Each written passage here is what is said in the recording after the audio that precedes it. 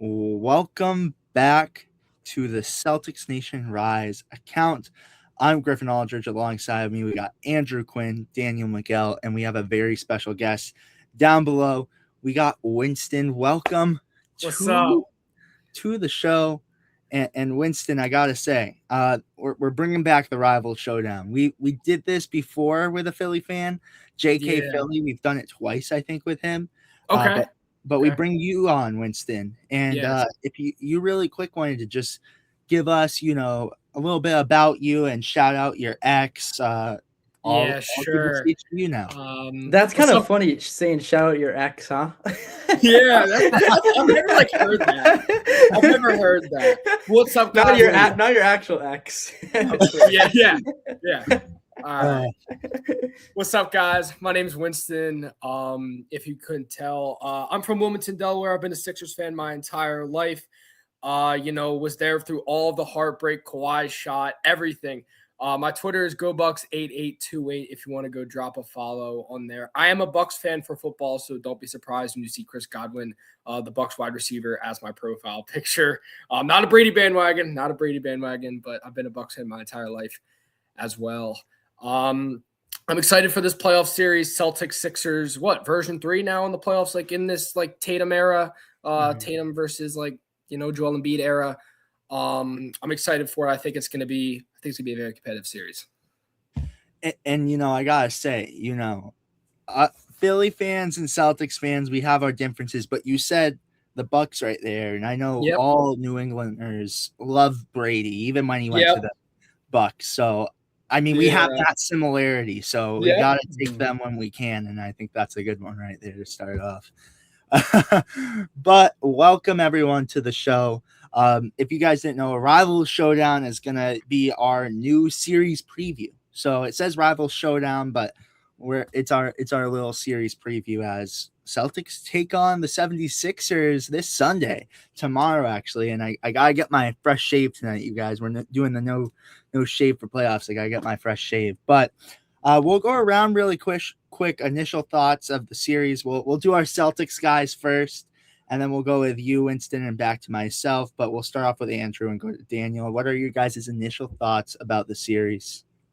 I mean, yeah, first and foremost, it's always a fun series when you're playing the 76ers. It's competitive. Both fan bases are super intense. They enjoy their basketball, and I think that makes for an entertaining series no matter the result. From a real game standpoint and kind of what both teams are going to bring to the table, I would definitely say a big thing that I'm thinking about is kind of pace of play. I think Maxey, VJ Edgecombe, those guys really like to get out in transition. They like to push the pace. They like to maximize their possessions and get as many as possible. And I think that volatility could at times kind of lend in their favor if the Celtics let them get to that. But I also think the Celtics, on the other hand, they have a bit of a slower pace. They hunt out mismatches. They find ways to get good open shots consistently. So I think a big one in this game is how can the Celtics find a way to control the pace of play on their end? Vice versa, how can the 76ers speed up the game and really, really push the pace and get a couple extra buckets in transition and kind of keep this series close for them? So I think that's a big one for me. And then I also think it's just going to be how can the Celtics contain Maxey and how good is Maxey going to perform? Because right now, I'm not going to, I think Maxey is really reaching a height in his career where he's that guy. Like he's finally kind of stepping into his own of stardom, and he knows that he belongs. He understands that, and there's no debate anymore of who this guy is. So I think he's also going to be a big factor. I think he understands the moment. He's excited for it. So he could come in there guns blazing confident, or, it could go either way. So that's kind of what I'm looking at the moment. Okay. Yeah, I agree with your take, Andrew. I think pace of play is definitely going to be important in this one. And I think just the offensive and defensive pressures that both teams add towards their game. You have a team with, Maxey, obviously, VJ, Embiid, who is still out, I'm pretty sure, if I'm not mistaken. And Paul George, who unfortunately has found the right time to just kind of make a comeback on his career and just and just kind of be one of the most important parts of that team again. And it's really going to be an exciting one, because both teams have offensive threats, both teams have defensive threats, and I think that it's just going to come down to who wants it more. Obviously the same with any other series, but I think it's really going to be an exciting one, especially having Tatum back and having our team healthy again. Obviously we're at a slight advantage because again, no Embiid yet for the Sunday game, but I just think that there's going to be a lot to look forward to. It's not going to be one of those series where it's a boring sweep of one of the teams or something like that. Like, both teams are going to bring their fire, both teams are going to bring their best, and may the best team win. Winston, also feel free if you're ever like, hey man, it's a terrible take, interrupt us, yell at us, scream at us. We don't care. I think this series is going to come down to who controls the rebounding. I think who controls the glass. The Celtics, in their matchup back in March, Cato went off. He controlled the boards, and we didn't have Embiid. And that's one thing as a Sixers fan that makes me nervous. It's like we're not going to have Embiid for maybe the entire series. Like, how will Andre Drummond and Adem Bona do on the glass against Cato? If Luka Garza is going to get meaningful playoff minutes, how will they do against him? That's the one thing that just makes me a little bit nervous, like, coming into this series. It's like no Embiid. It's not just the scoring that he brings, it's the rebounding. The one thing that, will be better probably without Embiid, like you guys have said, the pace of play. He's kind of, slows down the game a little bit for the Sixers. It's been an up and down year for the Sixers. Let's not, act like it hasn't been. We've gotten blown out at home multiple times. And, some very high points. We've had some big winning streaks. Also, some very big injuries. Joel Embiid being out, Tyrese Maxey getting hurt. VJ Edgecombe was even injured for a little bit of the year. The Paul George suspension, he's kind of seemed to found his footing after that. It's definitely exciting to see him, as you said, make a career comeback. And I think he's finding his footing at the right time. But we'll just have to see how it goes in the playoffs, because, it's one thing when you're dropping 30 on the Wizards. It's another thing when you're dropping 30 in the playoffs against that, intensity and level of defensive play. I think something else to look forward to is just also the fact that we're 2-2 in the regular season. Yes. This has been a really. It's been a lot more closer this year. Yeah. Now, I'm not the type of person to really take the regular season too much into account. I'm not because, obviously, you guys might not want to hear this, but you guys swept the Knicks last year in the regular season and ended up losing them in the playoffs. It's just, that's the facts. And, we can't really take too much in the regular season. It's definitely something to build off of in terms of the players and stuff like that. But I don't really think we should do team to team too much. We should. Yeah, I agree. But just as a fan, it's just good to know that this is going to be a really even match series based on that regular season. I will say it is tough though, because you guys aren't going to have everyone at full strength. No, we're not. Embiid being out, obviously, so that's going to play a factor. But we also didn't have Tatum a couple games when it mattered the most and find that rhythm. So I think that's also going to play a factor, because a lot of these games were earlier in the season. Yes. And it was kind of when the Celtics role players were kind of starting to find their footing a little bit too. I'd even say the guy I was talking about earlier, Cato, didn't really start playing well until later in the year. He was kind of starting to find his footing, because this was kind of really his first full year in as starter full-time big role. Yeah. And for me, I look at this. I believe this is your first look at Tatum, right? Yes, this is our first look at Tatum. We have not played Tatum at all this year.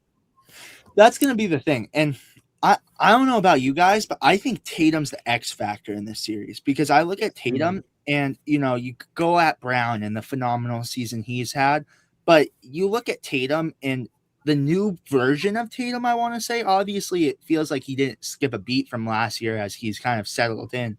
But I feel like the new Tatum is essentially a better pass, a better playmaker, and better at letting the game come to him.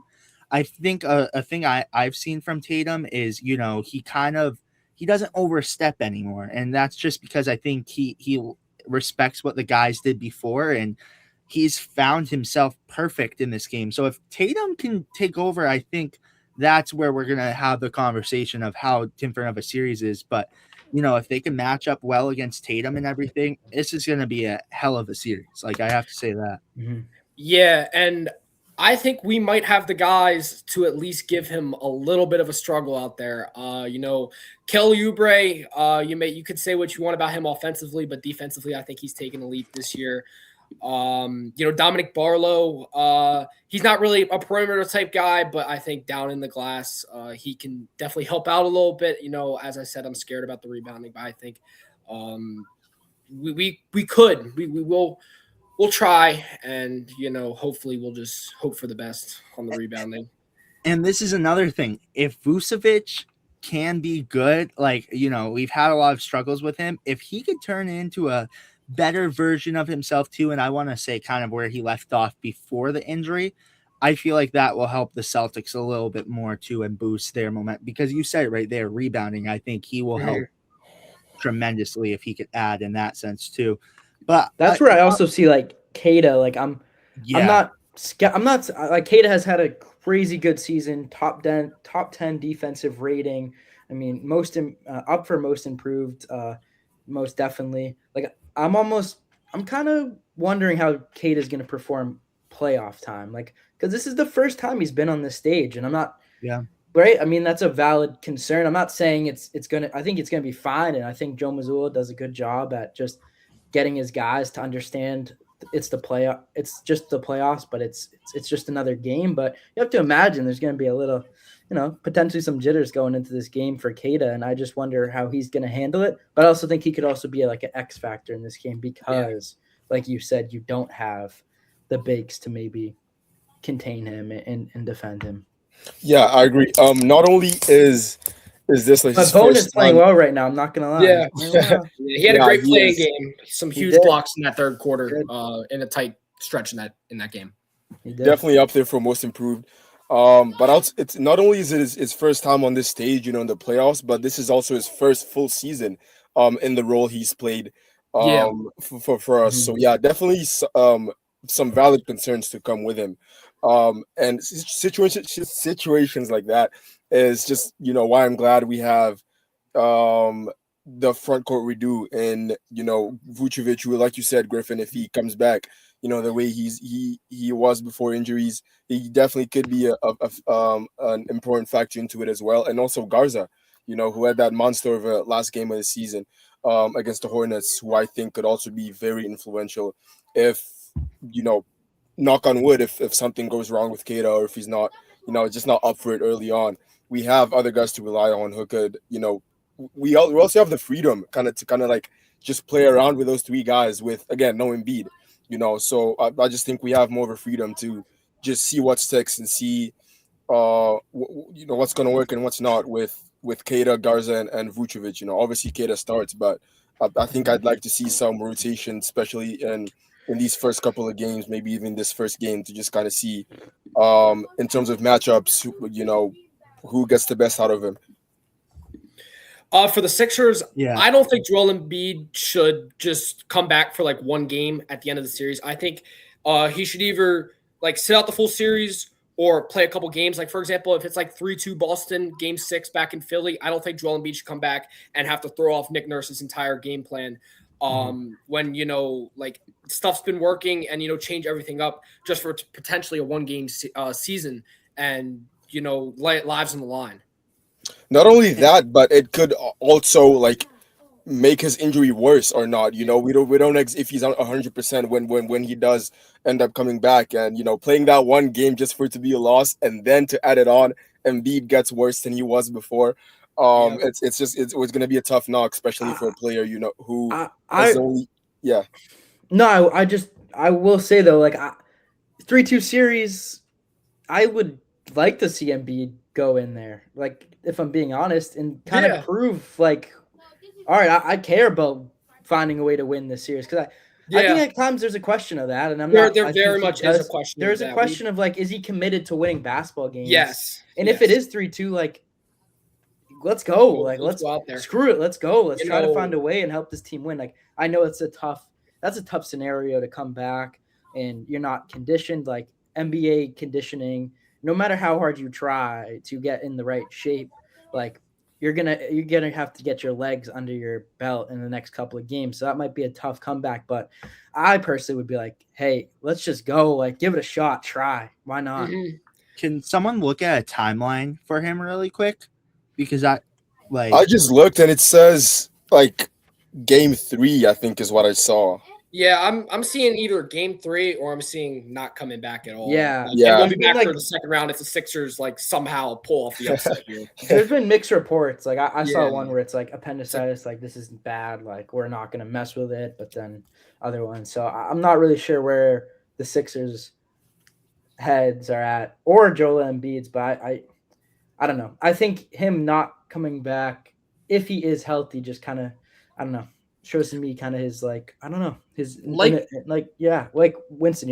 You have something to say about Like that? you guys 'Cause I'm said, not, in the making open, you like say you guys said in the open, it's all about the pace of play. Because I mean, whenever Joel Embiid comes in, he slows down the game. Like you watch this, you turn on the Sixers game, Joel Embiid, like the 4 other guys are down the court, and Joel Embiid's like still running down, getting to like the top of the key on the perimeter. I think that, like you guys said, Maxey and VJ will be able to have more space. We'll be able to push the pace more, not having to worry about Joel Embiid kind of, coming in from behind. I think it's up to that. Like the pace of play is really going to be big in this series, and it's going to. If I'm really looking at this, if I'm looking at it, I'm like Nick Nurse. I'm almost like, I don't know, man. Like I don't, because like the Celtics are like the lowest in turnovers, right? So like they control the ball, but the Sixers are up there and like creating turnovers, right? So it's like how. Like it really is like speeding up this team, making them not play the brand of basketball they want. And when you do have Embiid in, like you said, you are kind of playing to the Celtics' hand. Yeah. And it's just like, even defensively, I just think you can kind of, because the Sixers aren't moving as fast, like you can kind of like, you can come like kind of, pick down on a Embiid in the post and kind of like, you can set your defense up a little more. Like you can kind of like, control the Sixers' offensive decisions. You have more time to get your defense set. Where Max coming down on like a 1-on-1, you gotta like whatever, put your hands up, try and get a stop. But I even mean just in like the set offense, like you just know, like, oh, I gotta get to Embiid. Like I think it takes away from kind of even Maxey's potential is and his capability. So it's like I don't know. It's interesting. Yeah. Another thing that also scares me is the shooting for the Sixers. Because, I mean, we obviously know Paul George has had a bad track record in the playoffs recently with his shooting numbers. It also scares me. This really, I would say, is Tyrese Maxey's first playoff series as a superstar. 2 years ago against the Knicks, he was kind of still taking that leap. And 3 years ago when we played Boston, James Harden was obviously still on the team. And I think that, he was a primary guard and Maxey was kind of, somebody, the secondary guard there. So it scares me a little bit there because obviously I know the Celtics have great perimeter defensive guards. Hauser, Pritchard could play good defense on the perimeter in big games. Derek White. Shireman as well is a very interesting one. Yeah, Shireman scares me in terms of the offensive side of the ball where, he can just pull up and just start making it from the three. Because he's just like I've seen some games this year from the Celtics where he just like it's just like on an absolute tear from three. He's also a very underrated defender. Yes, especially from the 1v1 man to man. Yeah, he's definitely up there in terms of like young players. Yeah, and I want to ask now. Yeah, and I want to ask now, you guys, about the star power. We kind of now are easing into it, but like, who do you think has better star power between the 76ers and the Celtics? A fun one to answer. We'll start off with you, Winston. Okay. As a Sixers fan, I'm gonna be real here. Without Joel Embiid, it's the Boston Celtics. The championship DNA. Obviously, you guys won it all 2 years ago, and Jason Tatum, MVP candidate when he's fully 100%. We saw that before he went down with the Achilles. Jaylen Brown had an MVP year. Derek White, they've all been here before. This is a lot of the same team that was there 2 years ago when they hoisted, the Larry O'Brien trophy. Now I'm not saying the Sixers don't have any star power. Obviously we're here for a reason. Tyrese Maxey, VJ Edgecombe, He's not the type of guy that, is going to give you 35 and, 35 every night. He can obviously do it, but that's not his role. For people that watched the Pacers playoff run last year, a good player that can compare to VJ is Andrew Nembhard, the glue guy. Mm-hmm. He's not out there dropping 35, but he has an offensive bag and, plays tight defense and gives the team, energy. He will give a home crowd in the playoffs some energy. And, in the times where it's kind of quiet, he'll juice them back up. Mm-hmm. Yeah. I was thinking about that honestly before this podcast, and a big concern of mine is like, all right, I think Maxey could definitely Maxey's gonna have like a masterclass game. Like I can already see it, and maybe a masterclass series. Like I think these playoffs are really where people just come out of their shell. Like Halliburton, he just proved to the league what he was capable of. And sometimes they shine under the lights and some others don't. And, you never know what Maxey is capable of. So I'm definitely afraid of that. But even VJ Edgecombe, I'm slightly concerned about he has a game because all of our attention is focused on Maxey, right? I mean, that's been a big topic of discussion. But now you kind of take your eye off the game and you take your eye off VJ Edgecombe, and here he goes like he did in the first game of this series. I mean, first game in the season against us, just completely terrorizing us and dropping near 30 points. Like, Andrew, though, I want to say this, though. I personally think, and Winston, come after me if you think I'm going too far with this one, though. I think the first game of the season, he was kind of in the unknown because, you look at his college clips and everything from he was BJ. A top 3 draft pick. No. I don't mean it like that. I'm saying from NBA scouts. Like underestimating them. Like they underestimated what he was going to do right off the bat. I don't disagree, but I also do think he was top on their when the Celtics went into that game, he was top on the scouting report. Like who else are you scouting? For sure. I mean, it's Paul George. When I was playing, when I played basketball, like on the whiteboard, like you got in red, you got like top 3 players. Like, all right, these are the guys like you gotta contain. Maybe NBA guys underestimate it, but I don't know. I still think like at a certain point too, like in the point of the game when he did start coming off a tear, and was finding ways to get buckets. Towards the end of the game, he was still getting those buckets. Yeah. So you got to imagine Joe Mazzulla he kind of closed that game a little bit. Right. So you got to imagine Joe Mazzulla was in the bench being like, hey, let's take him seriously. He was changing up the game plan potentially, finding ways to stop him. I'm sure he threw Jordan Walsh out of there on him, gave him different looks, and he did find a way to score and produce against us, like you said, kind of later in that game. So I would not count VJ Edgecombe out, and I think he's a guy we don't want to take your eye off. And I'm not saying we're going to, but let's just hope this Maxey kind of fugazi that we're all under right now doesn't kind of bring us in that wrong direction. Not to mention you got Paul George over there too. No, that's why I'm saying now that they've seen him in the regular season, especially that first game, I think they have a better idea on how to contain him now. Because again, you're in that's what I meant. When you're in the unknown, I think he's played all 4 games. Yeah, when you're in the unknown though, and you just get drafted, you don't obviously he was a top pick, and you've seen this year. I mean, the star depth from the draft, was incredible. But you don't know how exactly they're going to perform in the regular. I still get that what you're saying though. It's this dude's a rookie coming in. Yeah, I'm gonna kind of shrug him off. He's not ready for the limelight just yet. And then he proved opening night. Opening night, he made a statement. Let's be honest. He did, and it's something you got to be. And that's just it's just a realistic concern at this point because he does have that firepower. He really does. Yes. And, Winston, before you go, really quick, I want to say, I do think I know you even expressed a little bit of concern about Paul George, but about his play, but I think I'm really I think Paul George has it back right now. I think he's playing very well right now.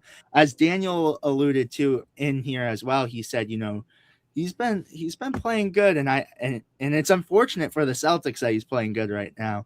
But I think that's a guy to definitely keep your eyes on too, because I think this is a guy where, originally with the 76ers, it's is he even gonna be something? Are they gonna move on from him or something? But now it's like I think like he's legitimized a role with this team, even coming back from that suspension. And I'm not gonna lie, I think that's a guy you really have to prepare for going into the series too, because I think that's a guy that could take over.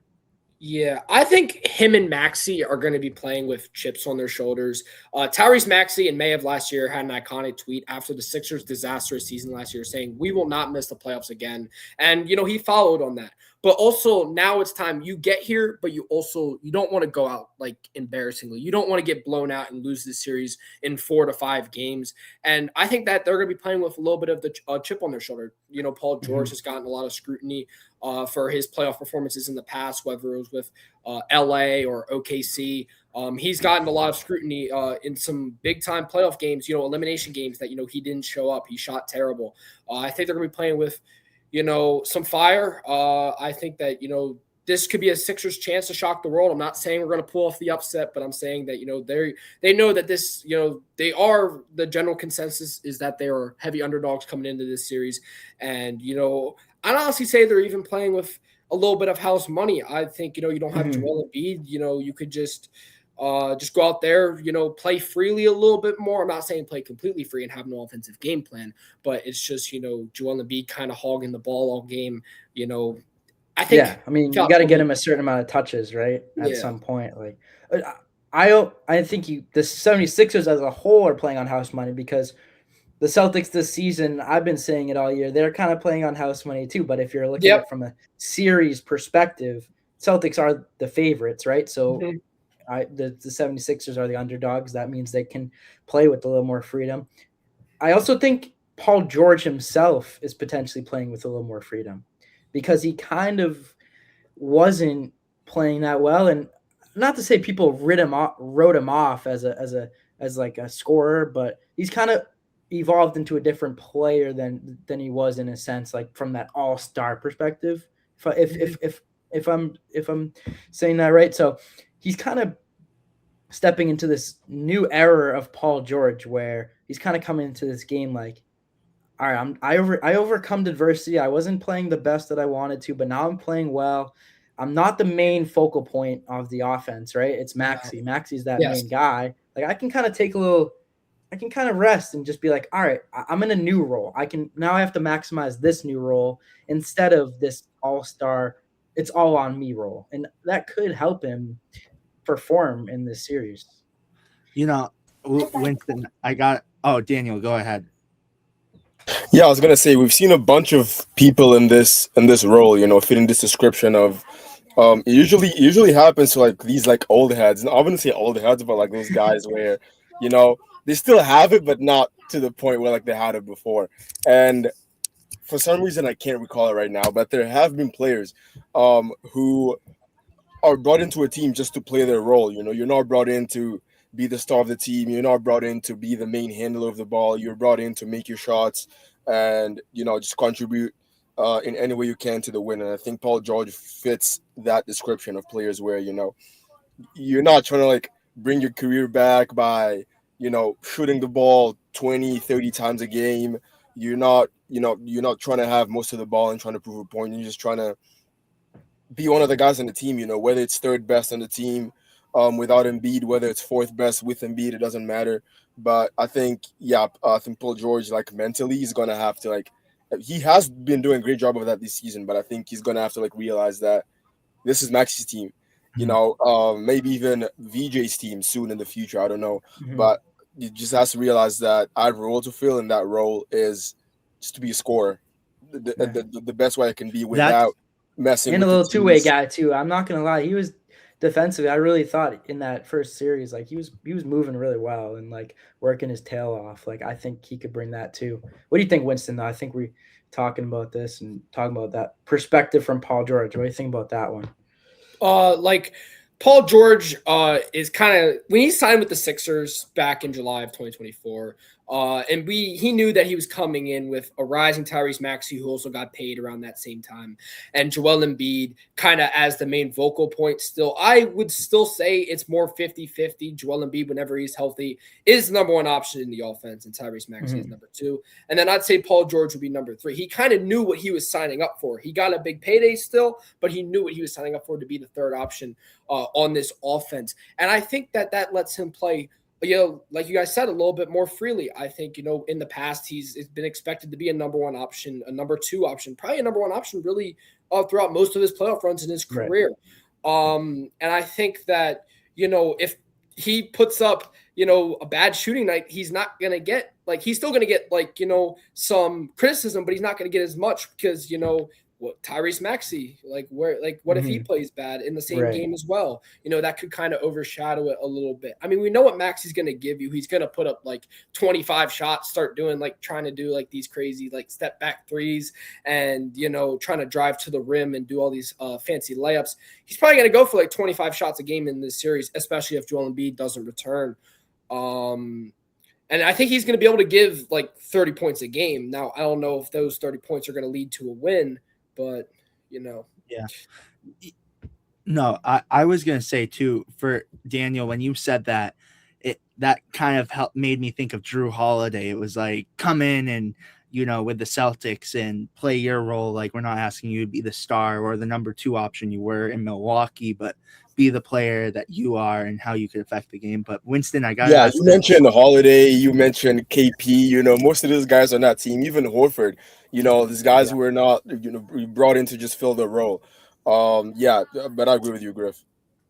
Yeah, Winston, I gotta ask, and then we'll go into final thoughts and series predictions. But were you a part of the "We Want Boston" chants? And if not, no. What do you think about those? I actually replied to that tweet. I saw the video and I was like, no, we do not want that. Because we've seen it in the past before. Teams have said, we want Boston specifically. We want Boston. And then they ended up getting shellacked. Brooklyn 4 years ago, did that in their playing game, I'm pretty sure. And then you guys swept them on your way to, the first finals appearance in the Tatum and Brown era.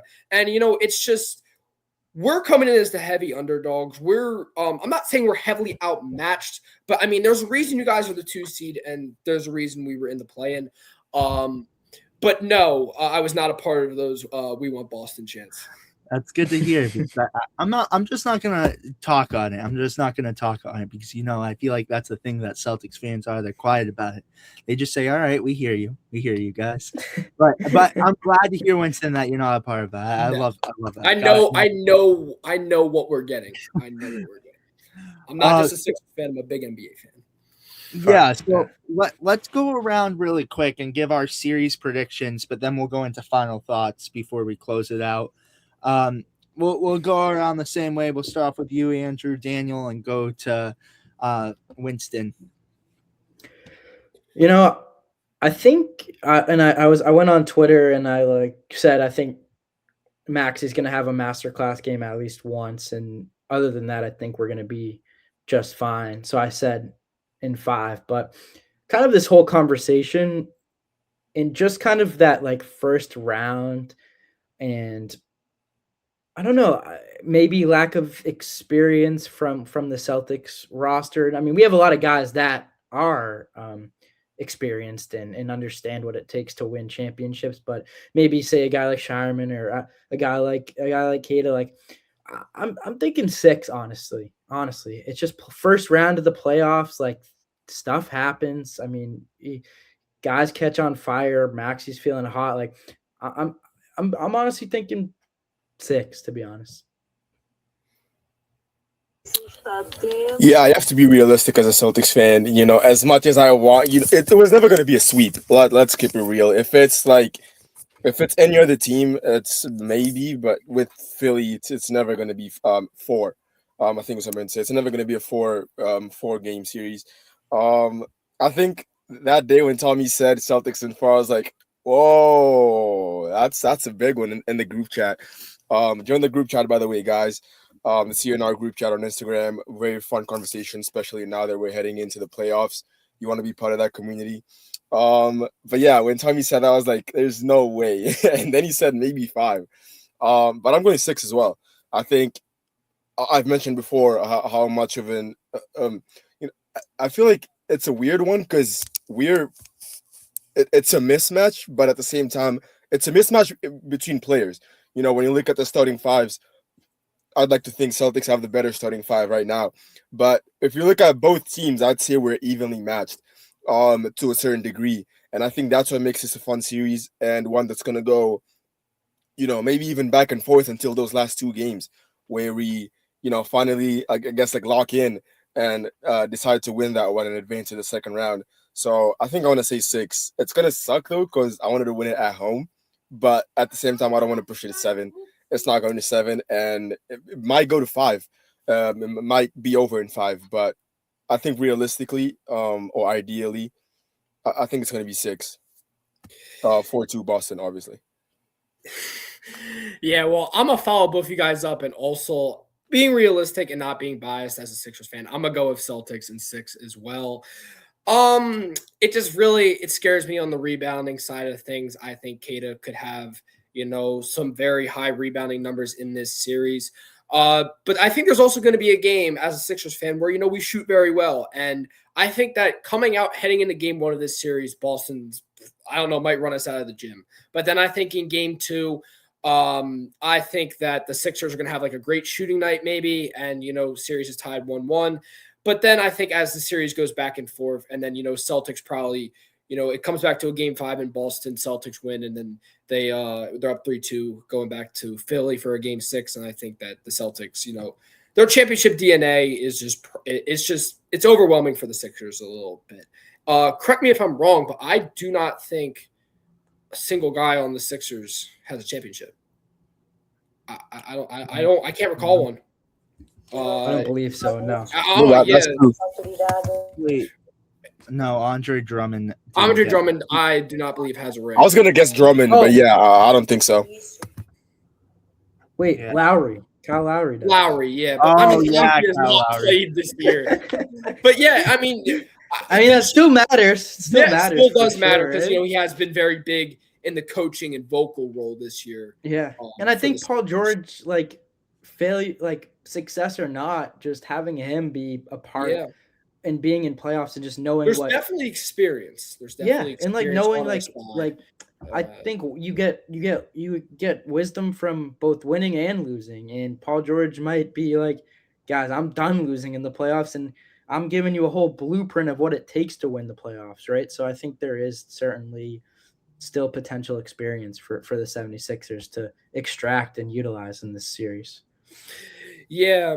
I just think that the championship DNA for the Celtics, it's going to show because, the Sixers, like I said, Kyle Lowry is the only person on the roster with the championship. Obviously, our coach, Nick Nurse, has a ring, but I think he's been up and down, struggling a little bit this year. There's been times where he's been called to be fired. But I think that's going to be a more competitive series than some think. A lot of people probably coming into this series think Boston's just going to absolutely wipe the floor. And I'm glad that you guys are giving, a real perspective and actually, giving some insight and not thinking that's just going to be all Celtics at 4. Well, we've learned from our mistakes on previous rival showdowns. I will listen. That was me with the Magic series. I remember before that Magic series, I was going 4-0 all day. But looking into that series now, it did not look like a 4-0 series at all. It did not look like a sweep. When you went 5 though, right? Games. What? Yeah, you saw that series last year. That one only went 5 though. Yeah, it was 5, but it felt like 7. Honestly, really. Honestly, I think contributed to Tatum potentially getting injured because I think that series really wore down on these guys. It really did feel like 7 games because physically they were just on a different level, and it took us a while to match to that level of physicality and hustle. It wasn't easy. It certainly wasn't easy. And I did my debt, all right, for being caught. Yeah, we don't even have to talk about it because you already did, But I'm gonna go. I want to say 5. I want to say 5 because I feel like there's a chance where this young Celtics team has like strong new young legs. I think a thing that you saw last year is, I think age showed at some points with the Celtics. You had some older guys. You had Al Horford. You had Drew Holiday. You had a unhealthy Kristaps Porzingis. I think, and Luke Cornett was in the younger realm of it, but you had some older guys in there. But this year, Brown was dealing with a little knee. Brown had the injuries, and again, that Magic game really had some wear and tear on the Celtics. I think there's a really good chance that you go in there with young legs and get it done in 5. I feel like, this year you have Neemias Queta, who we've all talked very highly of today. Having a young, bright center like that, if he could really show some physicality, I think the Celtics could totally get it done in 5. But I'm going to go 6 as well, you guys. I know we've all went 6. I went to the Hawks game a couple years ago at the TD Garden, game 5. Everyone was expecting the Celtics to win that game, and then Trae Young iced it out at the end. I think game winner.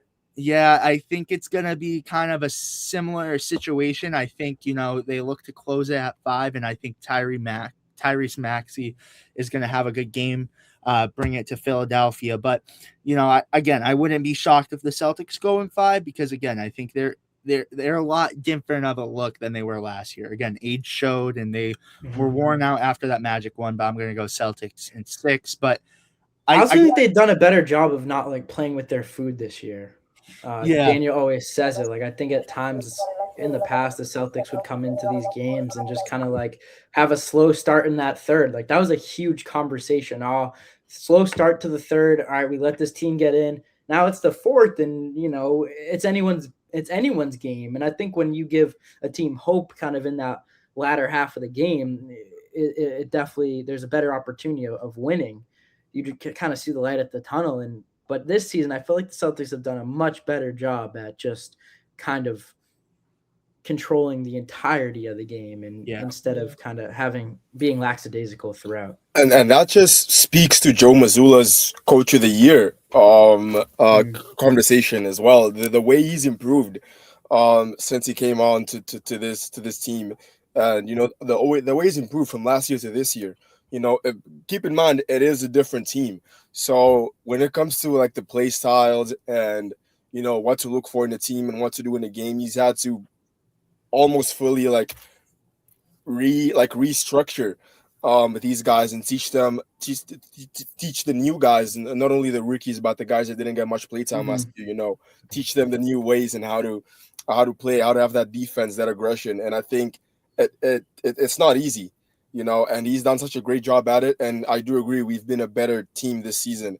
We're all talking about constantly keeping the foot on the gas, especially when we're winning in the third. And we've definitely done a better job of capitalizing off of those chances and, closing off games the way we should be closing them off this season. So, yeah, I agree.